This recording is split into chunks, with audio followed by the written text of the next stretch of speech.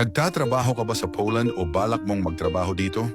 Hindi ka dapat mahuli sa mga bagong batas para sa mga manggagawa dito sa Poland ngayong 2026.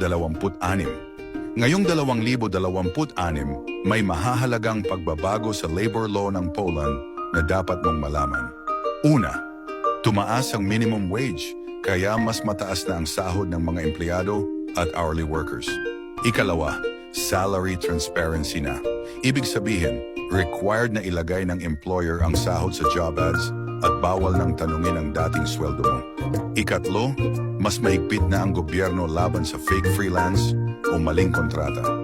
Pwede nang i-reclassify ang B2B o civil contracts bilang regular employment.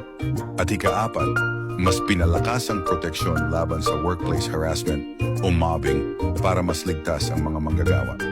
Kung empleyado ka, freelancer o employer sa Poland, mahalagang updated ka.